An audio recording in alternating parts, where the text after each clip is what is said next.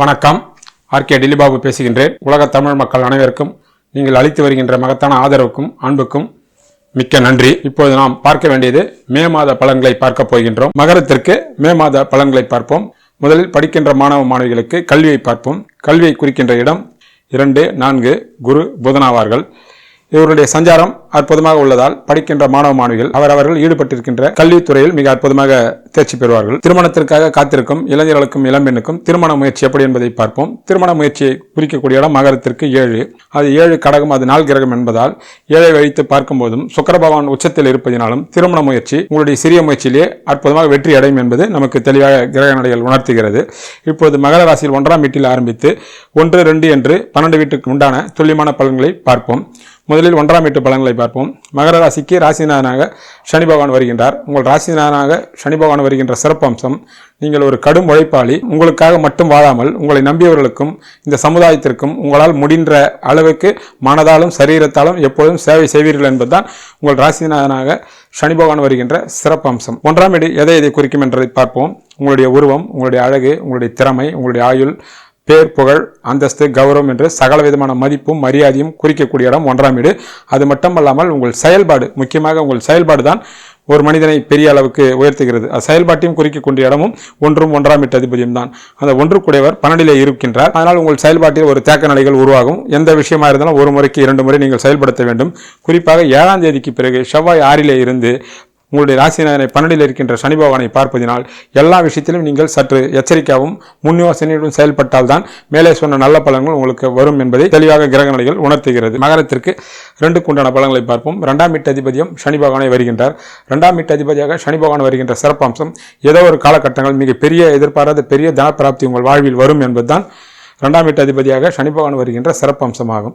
2ஆம் வீடு இதை குறிக்கும் என்றால் உங்களுடைய தனப்பிராப்தி, பொருளாதார வரவு, உங்களுடைய குடும்பம், மகிழ்ச்சி, சந்தோஷம், படிக்கின்ற ஆர்வம், பட்டம், பதவிகள், ஆராய்ச்சி அறிவு, தெய்வ கடாட்சம், நண்பர்களுடைய உதவி, வியாபாரம் என்ற சகல விதமான தன வருவாயும் சந்தோஷத்தையும் குறிக்கக்கூடிய இடம் தான் அந்த 2 கூடிய சனியை 2ஆம் வீட்டை பார்ப்பதனால் மேலே சொன்ன நல்ல விஷயங்கள் 7ஆம் தேதி வரைக்கும் அற்புதமாக நடைபெறும். 7ஆம் தேதிக்கு பிறகு செவ்வாய் பகவான் 6 வந்து 2ஆம் வீட்டு அதிபதியை பார்ப்பதினால் மேலே சொன்ன நல்ல பலன்கள் அத்தனையும் குடும்பமாகட்டும், பொருளாதாரமாகட்டும், நண்பர்கள் வகையிலாகட்டும் ஏதோ ஒரு சிக்கல்கள் வரும். கூடுமான அளவு நீங்கள் அதிகமாக கவனமாக இருக்க வேண்டும். பேச்சிலும் சரி, குடும்பத்திலும் சரி, குறிப்பாக பண விஷயத்திலும் சரி சர்வ ஜாக்கிரதையுடன் இருக்க வேண்டும் என்பது 2ஆம் வீட்டு பலன்கள் நமக்கு தெளிவாக எடுத்து காட்டுகிறது. மகரத்திற்கு 3 உண்டான பலன்களை பார்ப்போம். 3ஆம் வீட்டு அதிபதியாக குரு பகவான் வருகின்றார்.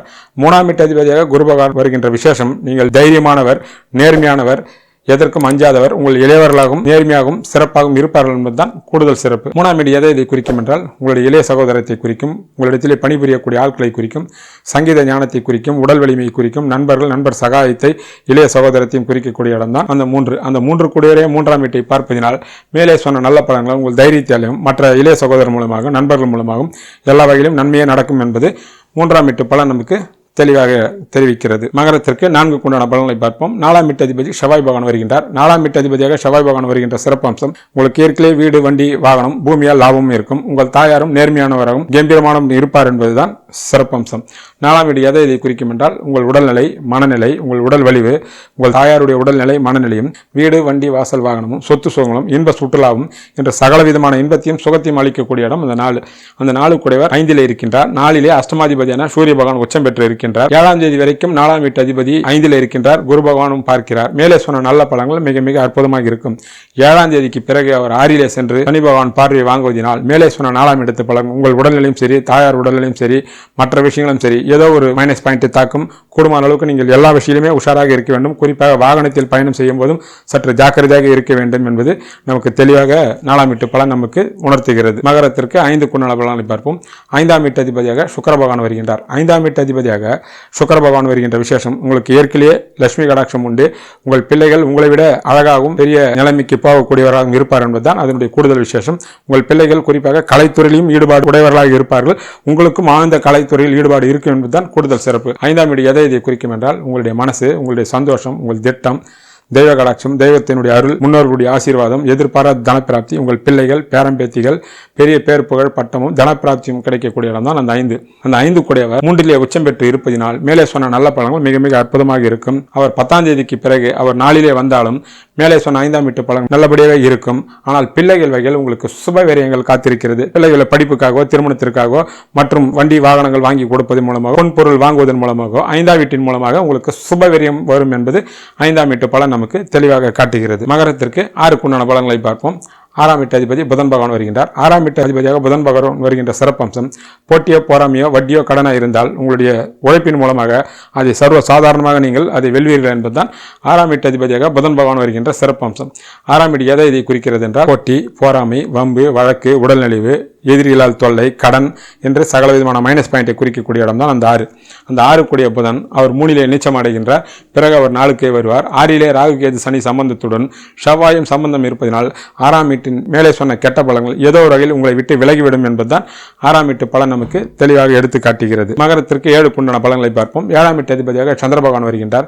7ஆம் வீட்டு அதிபதியாக சந்திர பகவான் வருகின்ற சிறப்பம்சம், ஆணாக இருந்தால் பெண், பெண்ணாக இருந்தால் ஆண், கருணை மனம் உள்ளவர்களாக இருப்பார்கள். பிறருக்காக உதவக்கூடிய இயற்கை சுபாவம் இருக்கும் என்பதுதான் 7ஆம் வீட்டு அதிபதியாக சந்திர பகவான் வருகின்ற சிறப்பு அம்சமாகும்.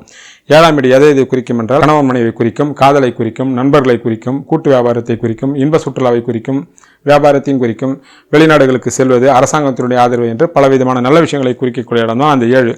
அந்த 7 கூடியவர் சந்திரன் 4 கிரகம். 7 வைத்து பார்க்கும்போது எல்லா வகையிலும் மேன்மையாக இருக்கும். இருந்தாலும் கணவன் மனைவி வகையிலோ குடும்பத்தின் மூலமாக சுப விரயங்களோ வீண் விரயங்களோ வருவதற்கு வாய்ப்பு உள்ளது என்பதுதான் 7ஆம் வீட்டு பலன் நமக்கு தெளிவாக உணர்த்துகிறது. மகரத்திற்கு 8ஆம் வீட்டு பலன்களை பார்ப்போம். 8 கூடியவர் சூரிய பகவான் வருகின்றார்.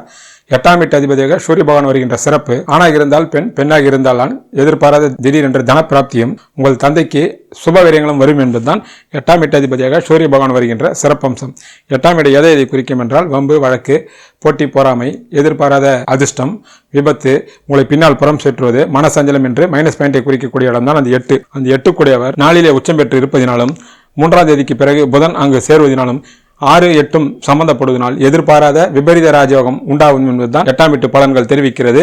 இப்படிப்பட்ட கிரக அமைப்பில் உங்கள் சொந்த ஜாதகத்தில் இருந்தால் மிகப்பெரிய அதிர்ஷ்டம் வரும் என்பதுதான் அதனுடைய அர்த்தம். மகரத்திற்கு 9 பலன்களை பார்ப்போம். 9ஆம் வீட்டு அதிபதியாக புதன் பகவான் வருகின்றார். 9ஆம் வீட்டு அதிபதியாக புதன் பகவான் வருகின்ற சிறப்பம்சம், நீங்கள் எதிலுமே வியாபார நோக்கத்துடன் இருப்பீர்கள். உங்கள் தந்தையை மகா புத்திசாலியாகவும் வியாபார நோக்கத்துடனே செயல்படுவார் என்பதுதான் 9ஆம் வீட்டு அதிபதியாக புதன் பகவான் வருகின்ற சிறப்பம்சமாக. 9ஆம் வீடு எதை இதை குறிக்கும் என்றால் தந்தையினுடைய உறவுகள், குலதெய்வத்தினுடைய அருள், மகானுடைய ஆசீர்வாதம், புனித நதிகளில் நீராடுவது, புனித யாத்திரை, தான தர்மங்கள் செய்து மிக பெரிய பேர் புகழும் பெரிய தனப்பிராப்தியும் உருவாக்கக்கூடிய இடம் தான் 9. ஆரம்பத்திலே 9ஆம் வீட்டுக்கு தர்ம கர்மாதிகளும் உங்களுடைய ராசிக்கு தர்ம கர்மாதிகளும் 3 9ஆம் வீட்டை பார்ப்பதினால் ஏதோ ஒரு வகையில் 9ஆம் வீட்டு பலன் முழு அளவிலே உங்களை தழுவும் என்பது தெளிவாக தெரிகிறது. அந்த புதன் 4ஆம் வீட்டிற்கு மாறிய பிறகு தந்தையாலோ தந்தை வர்க்கங்களின் மூலமாக சுபவிரயங்கள் உங்களுக்கு காத்திருக்கிறது. மகரத்திற்கு 10 பலன்களை பார்ப்போம். 10ஆம் வீட்டு அதிபதியாக சுக்கிர பகவான் வருகின்றார். 10ஆம் வீட்டு அதிபதியாக சுக்கிர பகவான் வருகின்ற சிறப்பம்சம், உங்களுக்கு கலையில் ஆழ்ந்த ஈடுபாடு இருக்கும். நீங்கள் எந்த துறையில் இருந்தாலும் கலையின் மீது உங்களுக்கு ஆழ்ந்த ஈடுபாடும் ஒரு காதலும் இருக்கும். எதையும் நீங்கள் வித்தியாசமாகவும் ரசிப்பு தன்மையோடு செய்வீர்கள் என்பதுதான் அதனுடைய கூடுதல் விசேஷம். 10ஆம் வீடு எதை இதை குறிக்கும் என்றால் பணிபுரியவர்களாக இருந்தால் பணிபுரியவர்களை குறிக்கும், தொழில் செய்யக்கூடியவர்களாக இருந்தால் தொழிலதிபர்களை குறிக்கும், வியாபாரத்தை குறிக்கும், நண்பர்களை குறிக்கும், இன்ப சுற்றுலாவை குறிக்கும், பொன்பொருள் வாங்குவது விற்பதை குறிக்கும், மிக பெரிய ராஜ்ய அந்தஸ்தியும் அரசாங்கத்தினுடைய ஆதரவும் குறிக்கக்கூடிய இடம் தான் அந்த 10.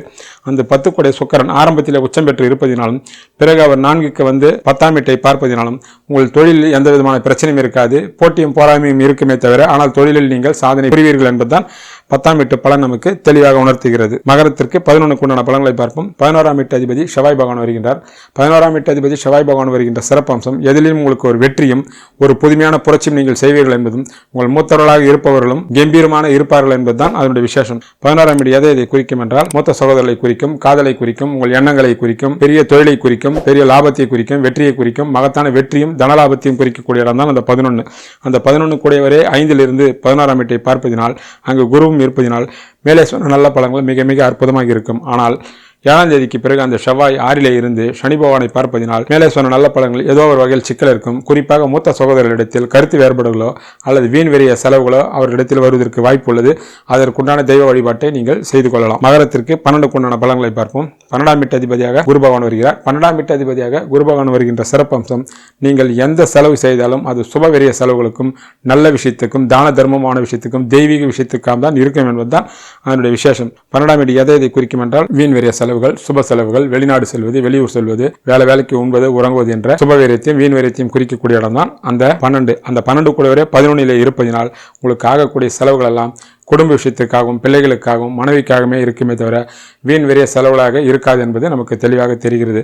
ஒட்டுமொத்தமாக மே மாத பலனை பார்க்கும்போது செவ்வாய் சனியினுடைய பார்வையால் சில சங்கடங்கள் இருந்தாலும் மற்ற கிரகங்களுடைய ஒத்துழைப்பால் ஒரு வெற்றி மாதமாகவும் ஒரு முன்னேற்றமான மாதமாகவும் அமையும் என்பது நமக்கு தெளிவாக தெரிவிக்கிறது. இப்பொழுது மே மாதத்திற்குண்டான தெய்வ வழிபாட்டினை பார்ப்போம். குறிப்பாக இந்த சனி செவ்வாயினுடைய சம்பந்தத்தால் அனைவரும் முருக வழிபடுவது மகத்தான நல்ல பலன்களை தரும். குறிப்பாக கந்தசஷ்டி கவசத்தை படிப்பதும் முருக வழிபாடும் நல்ல பலன்களை தரும். ஸ்ரீ ஆஞ்சநேயர் சுவாமியை வணங்குவதும் ராம மந்திரத்தை சொல்லுவதும் அருகாமையில் உள்ள திருக்கோயிலுக்கு சென்று நெய் தீபம் ஏற்றுவதும் மகத்தான நல்ல பலன்களை கட்டாயம் தரும் என்பதுதான் மே மாதத்திற்குண்டான தெய்வ வழிபாட்டு முறையாகும். நன்றி, வணக்கம்.